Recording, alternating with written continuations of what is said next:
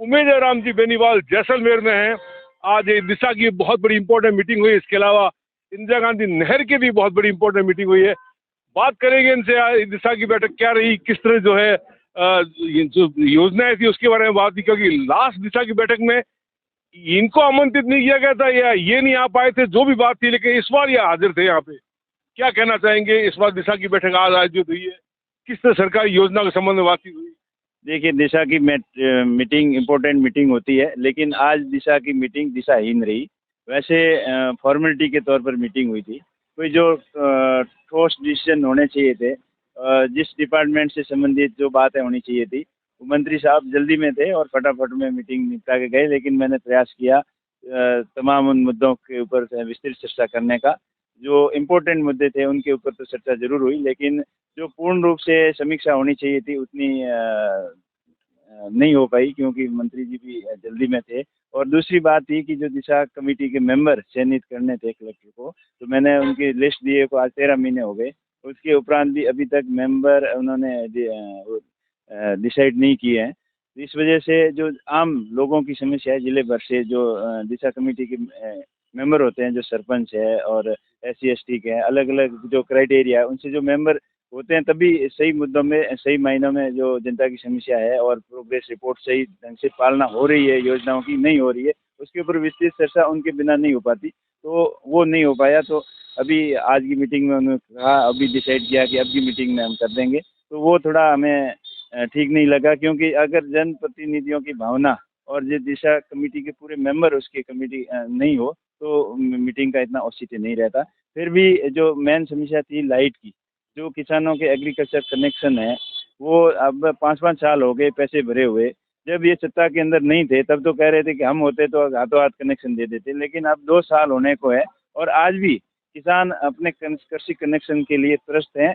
और ये कोई न कोई बहाना लगा देते हैं, जो गोडावण के क्षेत्र का मामला हो या कोई अन्य तरीके के ऐसे बहानेबाजी वो बिल्कुल नहीं चलेगी। आज सख्त से सख्त निर्देश दिए कि जो भी आपको फॉर्मेलिटी करनी है वो करें। प्राइवेट कंपनियों के यहाँ टावर से टावर लग रहे हैं या तारों के जाल फैले हुए हैं, तो फिर सरकारी जो GSS डेवलपमेंट होने हैं वो क्यों नहीं हो पा रहे हैं? अगर वो हो सकते हैं तो ये भी हो सकते हैं।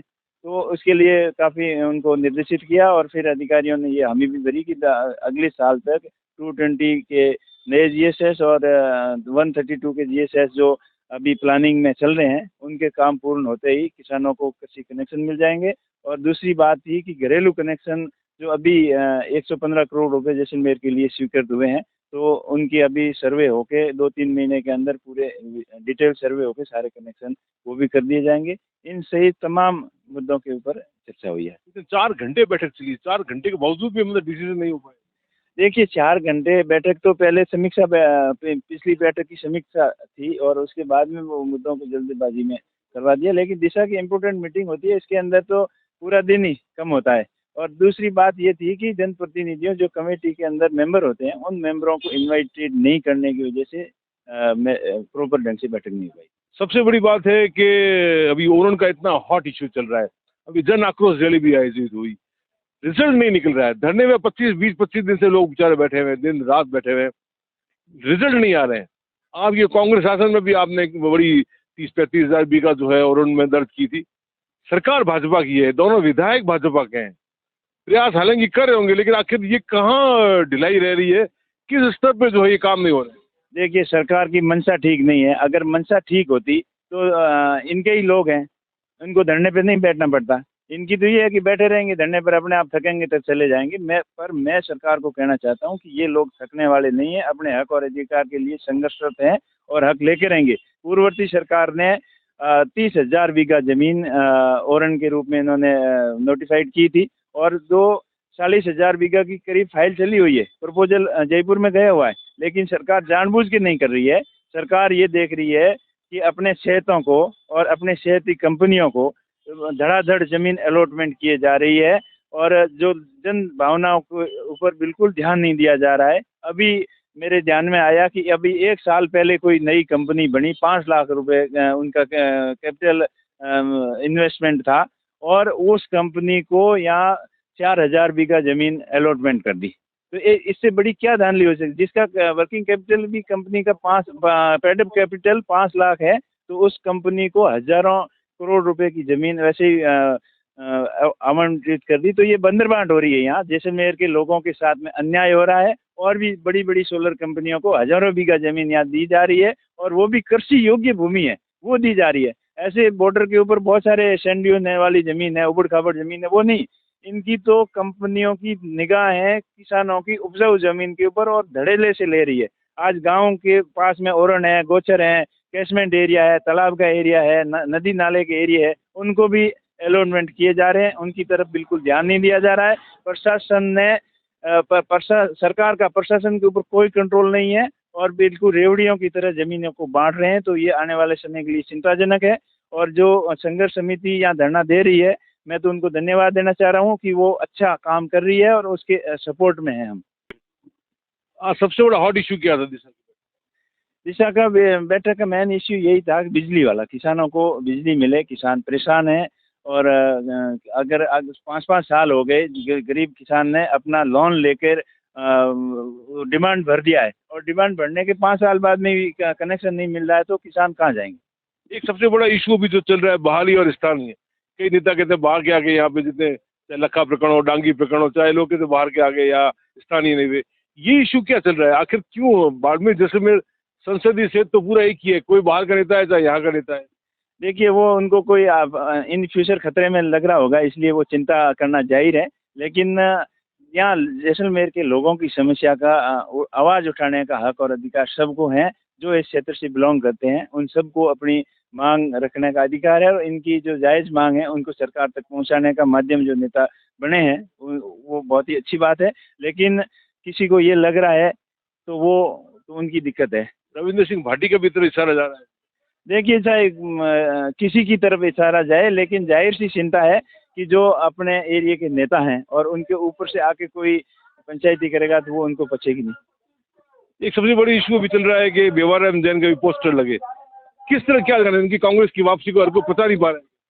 देखिए, कांग्रेस पार्टी का वो ऊपर का निर्णय था, और शायद निर्णय लेने में उन्होंने कहीं न कहीं जल्दबाजी की है, और धरातल पे स्थिति का अगर सही से वो पता करते तो उनको ऐसी स्थितियों का सामना नहीं करना पड़ता। लेकिन जो भी निर्णय लिया है पार्टी हाईकमान का निर्णय है, और उसका निर्णय है।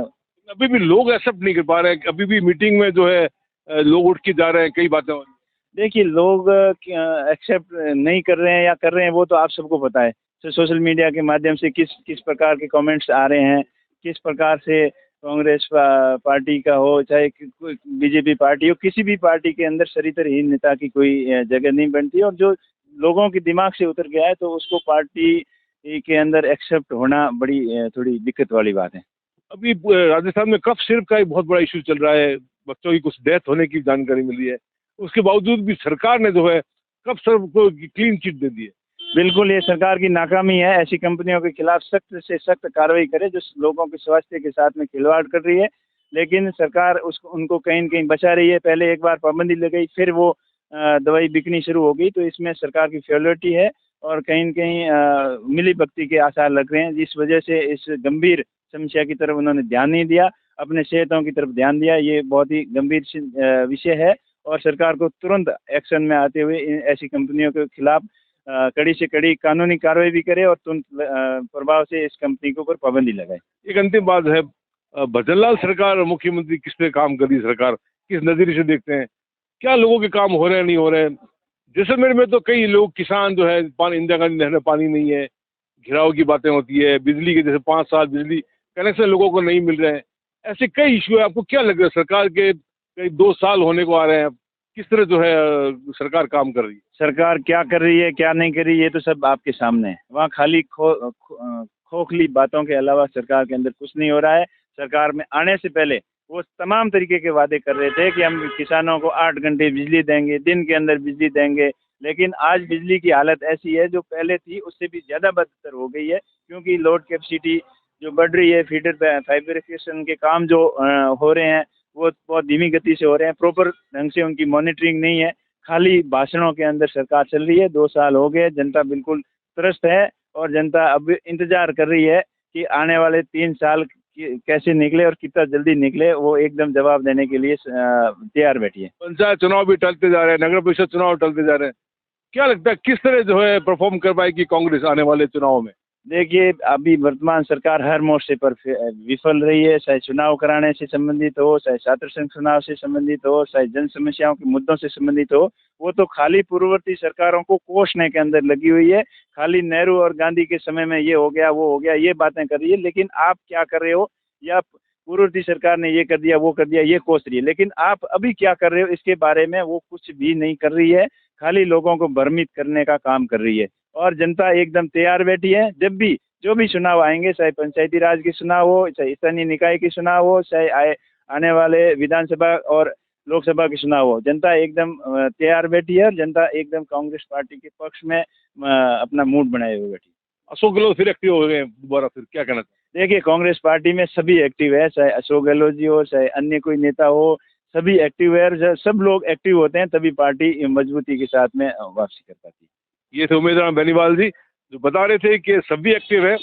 2 साल के कार्यकाल में लोगों के काम नहीं हो रहे। जैसलमेर में कई नहर में पानी नहीं है, नहरी आवंटन का मुद्दा है, बिजली का भी मुद्दा है। इसके अलावा जो कफ सिरप के बारे में भी इन्होंने बताया कि पूरी तरह जो है कार्रवाई होनी चाहिए, वो नहीं हुई है। बच्चों की मौत हो रही है, क्लीन चिट दे दी गई है, जो कि बिल्कुल गलत है।